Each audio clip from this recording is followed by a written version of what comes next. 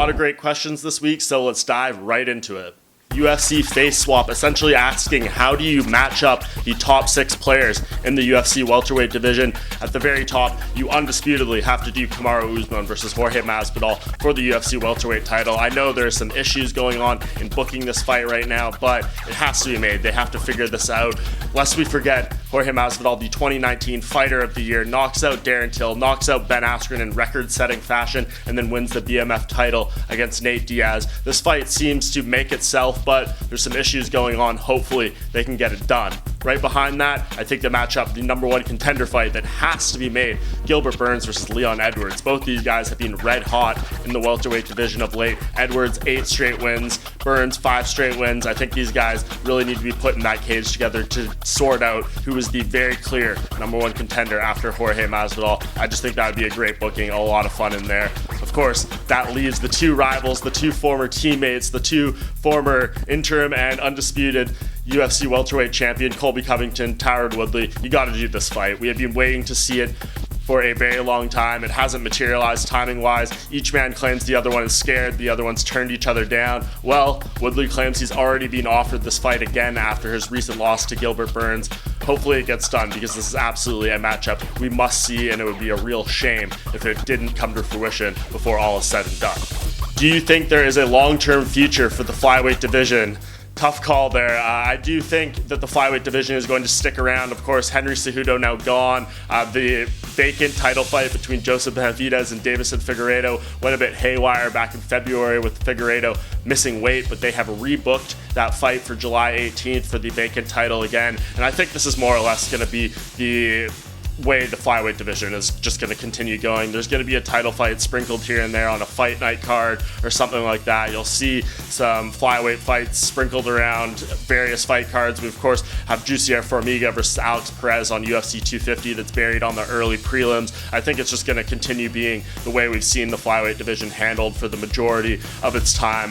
Potentially they axe it from the roster entirely at some point down the future if there's just a complete lack of talent or a complete lack of interest whatsoever. But I think there are some things right now they can still work off. In regard to Donald Cerrone, what is next for Cowboy? Of course, we saw Cerrone lose his 4th fight in a row at UFC 249 when he lost to Anthony Pettis in their rematch. Razor thin. I thought he won the fight, but judges didn't agree. Cerrone now on a 4-fight skid for the 2nd time of his career. At his age, 36 or so years old, I could see why maybe some people calling for the end, but we know Cowboy ain't going nowhere. We know he's going to be back in the saddle, looking to fight anyone, anytime, anywhere. And I think there's some good fights out there, but I really want to see a bit of a step down in competition for Cowboy at this point. He's been fighting nothing but killers year after year after year, and I think we need to allow him to get a more winnable fight. Not a can, not a gimme by any means, but the matchup I did suggest in my post-fight column after UFC 249 was against James Krause, a guy who has dabbled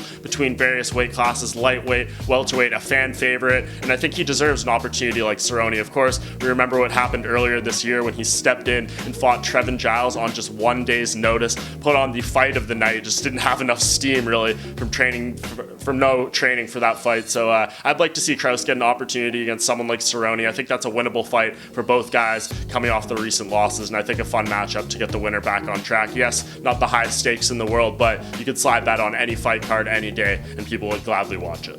Why is this headlining a pay-per-view? Well, I think it really just comes down to the circumstances we are under. Of course, the coronavirus pandemic has forced the entire world to shake up. It has limited the UFC's options in terms of what fighters they can book, what champions they can book. It's been very, very tough for them to get big-time fights confirmed, especially title fights. So I think this was really the lone option. Of course, some people may feel this is not a worthy fight in terms of plunking down their money. I can understand that from various perspectives, but I still think Amanda Nunes, the greatest female fighter we've ever seen. If you are a hardcore fight fan, I think you relish the opportunity to see her compete at really any chance you can. So I can understand why you maybe don't want to put your money down for this, but given the circumstances, I think we need to have a little more understanding. I do not think this would be headlining a pay-per-view under normal circumstances that we had. Of course, it was originally supposed to take place May 9th at UFC 250, and it was not the headliner for that card. It was supposed to be Henry Cejudo versus Jose Aldo. So I think you just need to step back a little bit,